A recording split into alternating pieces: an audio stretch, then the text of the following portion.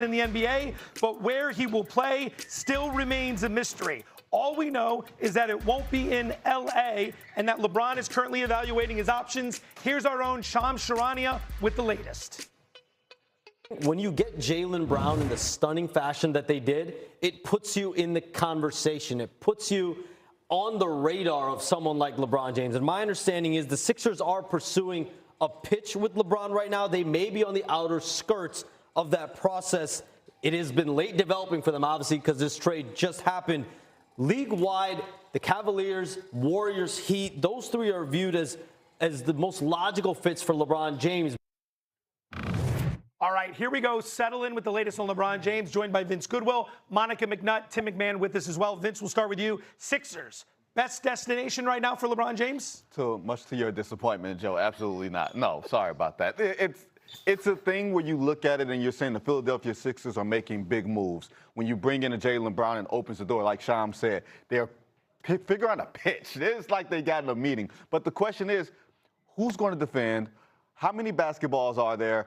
Did the game change? No, they got to feed VJ Edgecombe and Tyrese Maxey and Joel Embiid and now Jaylen Brown and figure out how all that fits. And then you add LeBron James in? No, I still think the front runners are the Golden State Warriors, Miami Heat, and Cleveland Cavaliers. Tim McMahon, slide in here. That's an interesting point. The word fits is kind of what we want to focus on here. Would LeBron fit in a Philadelphia lineup that just added Jaylen Brown, sometimes has Joel Embiid, and then two young stars that are coming out of the woodwork, Tyrese Maxey and VJ Edgecombe? Sure, he'd fit as a third, fourth option, but LeBron is seeking basketball happiness. I don't think that is basketball happiness for LeBron James. I think he wants to go somewhere where he's going to touch the ball on more than an occasional basis. I still think Cleveland would be the best fit. You can say how much is he going to touch the ball with Donovan Mitchell and James Harden. Harden's more of a table setter now, but also we're talking about storyline. We're talking about a storybook ending. We're talking about coming home again, a full circle moment. Philadelphia, even Golden State, it just would be weird to see him in a different uniform.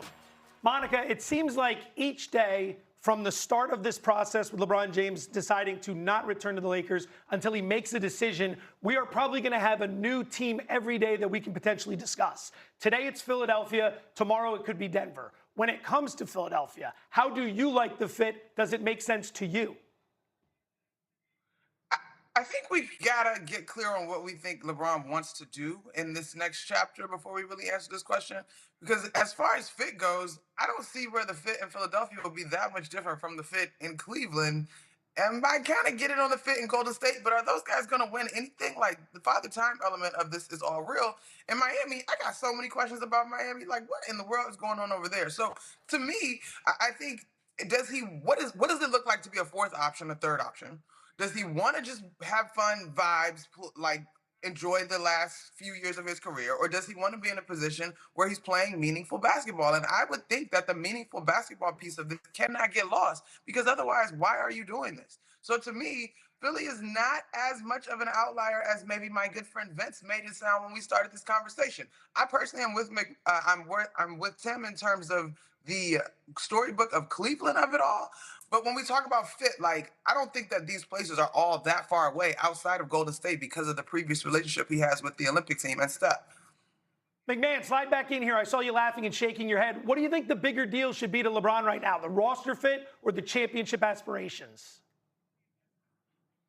Listen, I'm not going to sit here and tell LeBron, one of the greatest players of all time, what his priorities should be. But I know he cares about legacy. Honestly, he cares about the storyline. He's had a film crew following him around. There's going to be a documentary produced about all this. So I really think storyline is going to matter here. I don't think the storyline's as sexy going to Philadelphia, where they're still trying to, they'll be trying to figure out, okay, when does Tyrese have the ball? When does Jaylen Brown have the ball? Oh, remember Joel Embiid? He's got to touch it. But LeBron and Steph joining forces, Draymond Green providing sound bites, that's a hell of a storyline. But again, coming home again for the third time, the place where he's from, the place where he started, the place where he finishes, that's the best storyline, and the Cavaliers would have a chance to contend. I would also contend he would be option 2 there, not 3 or 4. Sequels are great. It's really hard to make a trilogy work.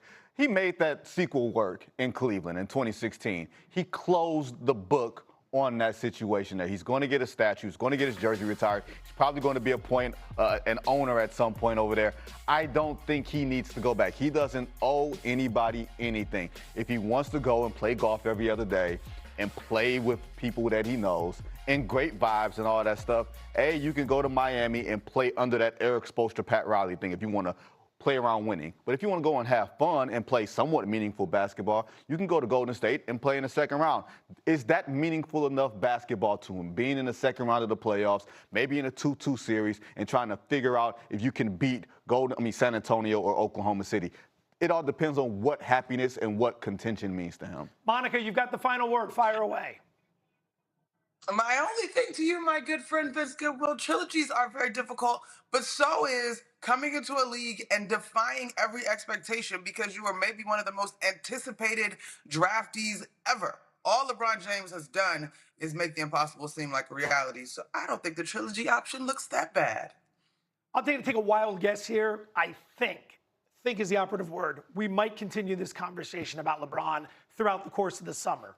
He's coming off a career year where he averaged 28 points per game, and this is the return that Boston got. Walk us through it, empty the notebook. Whether it was personal situations between the two players or whether it was just the on-court basketball fit, the Celtics had just made the determination that moving forward they can no longer win a championship, clearly, with Jaylen Brown and Jason Tatum. The Celtics received calls on Jason Tatum over the last couple weeks. They shut those down completely from my understanding. But when it came to Jaylen Brown, they were open to listening, and they have been for quite some time now. Remember, in 2022, they offered Jaylen Brown for Kevin Durant. This summer, they offered Jaylen Brown for Giannis Antetokounmpo. They missed out on both, and so it became about what can they get from him once the toothpaste was out of the proverbial tube.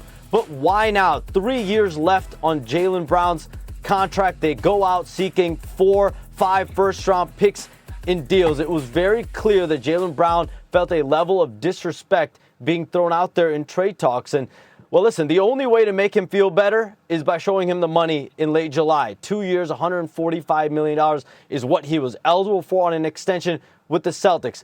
All indications after this trade are that clearly that offer was never coming. That was never going to happen. And so the Celtics aggressively shopped Jaylen Brown over the last few days, and the bar kept going down. Every single day, it was getting lower and lower, and I had GMs telling me, eventually, Brad Stevens and the Celtics will have to trade him for 40 cents on the dollar. Now, why was his value so low? You can figure it out depending on who you ask, but to trade him at 29 years old to a rival, it is stunning for everyone in the NBA.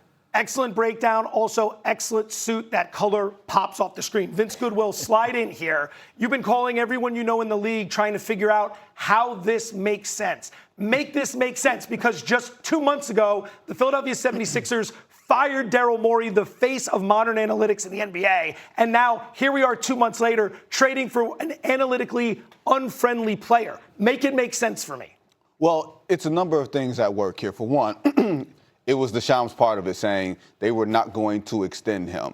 There's the other element of this that says Jaylen Brown was not asking for a trade out of Boston. As much as he was disrespected, he was not asking for a trade. But one thing that was clear, the Celtics understood that after this season, after the great season that Jaylen Brown had, they were going to be out of the Jaylen Brown business, whether that's trading him for Giannis Antetokounmpo or trading him for Paul George for a lot less value.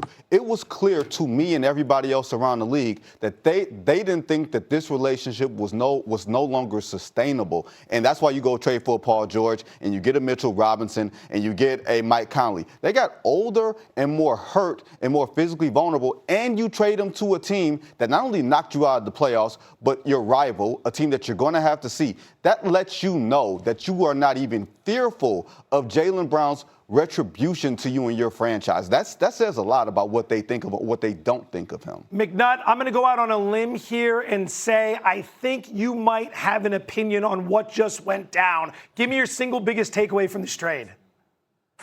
What I was cheap Like, golly, that's not what you get for a guy that was just outside of your MVP voting this season, right? Like, depending on who you talk to, top 10, and if you want to extend it out, top 15 performer this past year. However, once you move past being befuddled by the decision the Celtics made, oh, the Sixers just got even more dangerous in this Eastern Conference. You're looking at now being able to pair Brown and Maxey, guys that both averaged 28 points this past season. And yes, there's enough basketballs to go around because each of them, Maxey was at 5 assists, or Maxey was at 5 assists and Brown was at 6 assists. So I'm actually really excited to see what this is going to look like for the Sixers. And then I'll add to this, Joe, for me, the next thought was, well, look what the Sixers were able to do with not much of Joel Embiid this past season. Are they moving further and further